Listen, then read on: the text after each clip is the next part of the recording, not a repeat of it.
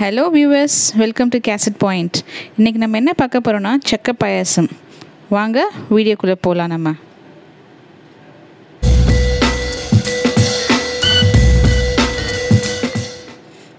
Okay, இதுக்கு தேவையான ingredients என்னென்னு பார்க்கலாமா இப்போ நல்ல பழுத்த பலாப்பழம் ஒரு 10 நம்பர் நான் எடுத்துர்க்கேன்.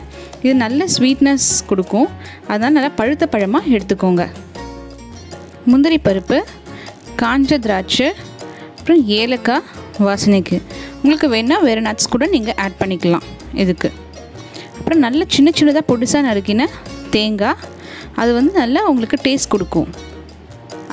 அதுக்கப்புறம் நல்லா பால், தேங்காய் பால். இதை நான் 2 விதமாக எடுத்திருக்கேன். ஒன்று ஃபஸ்ட்டு எடுத்த தேங்காய் பால், அடுத்து செகண்ட் அண்ட் தேர்டு எடுத்த தேங்காய் பால். அப்புறம் நல்ல கீ எடுத்துக்கணும். நல்ல வாசனையாக இருக்கும் அது போட்டால். அதுக்கப்புறமா தேவையான அளவு வெல்லம்.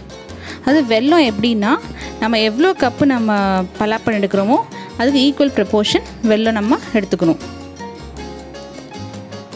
ஓகே, இப்போது நம்ம பலாப்பழத்தை ஃபஸ்ட்டு எடுத்து நல்லா அந்த கொட்டையெல்லாம் எடுத்துட்டு அதை குக்கரில் போட்டு 2 விசில் வச்சு நம்ம வேக வைக்கணும். ஃபஸ்ட்டு அதில் கொஞ்சம் தண்ணி ஆட் பண்ணிக்கணும்.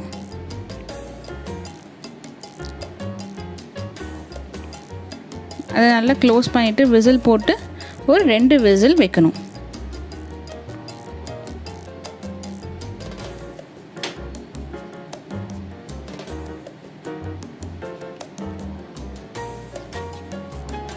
இந்த 2 விசில் நல்லா அது நல்லா வெந்துடும். ஸோ அது நல்லா வெந்ததுக்கப்புறமா கேஸ் ஆஃப் பண்ணிவிட்டு அது நல்லா நம்ம கூல் பண்ணணும். கூல் பண்ணிவிட்டு ஒரு மிக்ஸி ஜாரில் போட்டு நல்லா அதை அரைக்கணும்.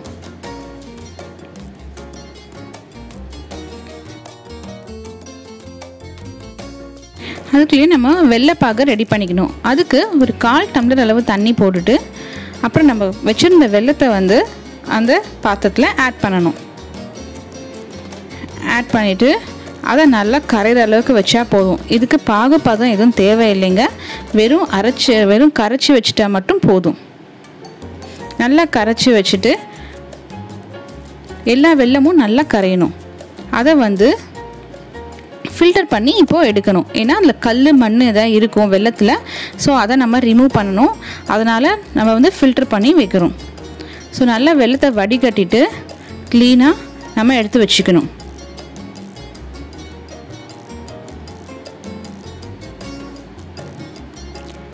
அடுத்து ஒரு பாத்திரத்தில் நெய் விட்டுட்டு அந்த நம்ம அரைச்சி வச்ச பலாப்பழத்தை இப்போது அதில் போட்டு நல்லா நம்ம வதக்கிக்கணும். நல்லா வதக்கணும்.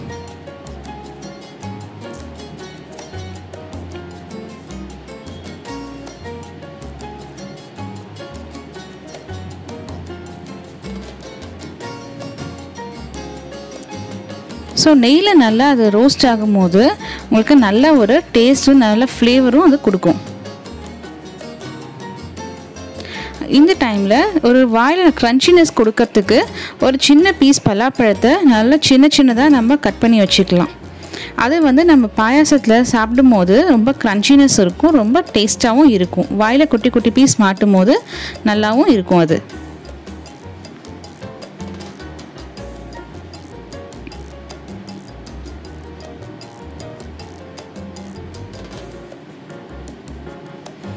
ஸோ இப்போ நம்ம அந்த கட் பண்ணி வச்ச பீசஸும் இதோட சேர்த்து நம்ம ஆட் பண்ணி நல்லா மிக்ஸ் பண்ணிக்கிறோம்.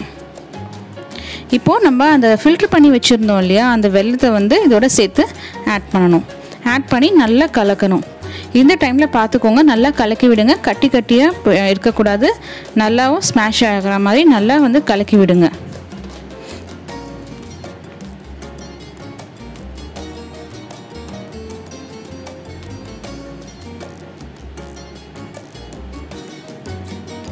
இப்போது நம்ம செகண்ட் அண்ட் தேர்ட் எடுத்த தேங்காய் பாலை அதை ஆட் பண்ணணும். இப்போது திரும்பவும் நல்லா கலக்கி விட்டுட்டு அதை நல்லா கொதிக்க விடணும். அந்த டைமில் ஒரு சின்ன இதில் நெய் விட்டுட்டு நம்ம தேங்காய் போட்டு வறுத்து எடுத்துக்கலாம். நல்லா ஒரு கோல்டன் ப்ரௌன் வர வரைக்கும் நல்லா அதை ரோஸ்ட் பண்ணணும்.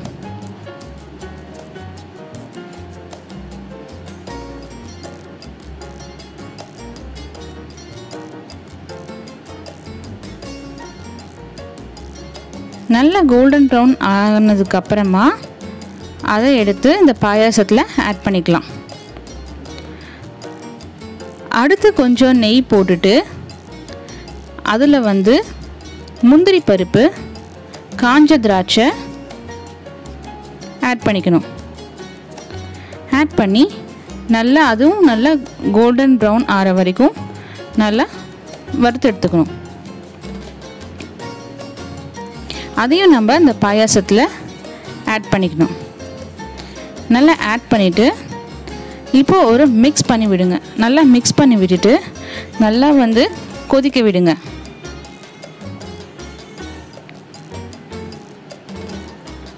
நல்லா கலந்து விட்டுட்டிங்கன்னா அதில் எல்லாமே ஒன்றா மிக்ஸ் ஆகும்.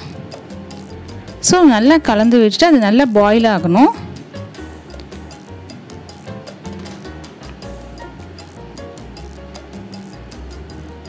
நல்லா கொதிக்குது.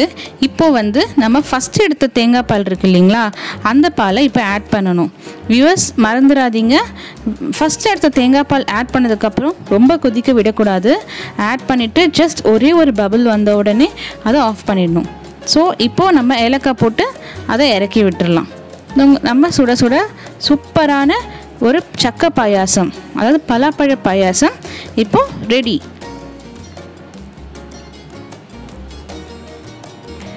ஸோ உங்களுக்கு இந்த வீடியோ பிடிச்சிருக்கும்னு நினைக்கிறேன் ஃப்ரெண்ட்ஸ். ரொம்ப பிடிச்சிருந்ததுன்னா இந்த வீடியோவை சப்ஸ்கிரைப் பண்ணுங்கள், லைக் பண்ணுங்கள், உங்கள் ஃப்ரெண்ட்ஸ் எல்லாத்துக்கும் ஷேர் பண்ணுங்கள்.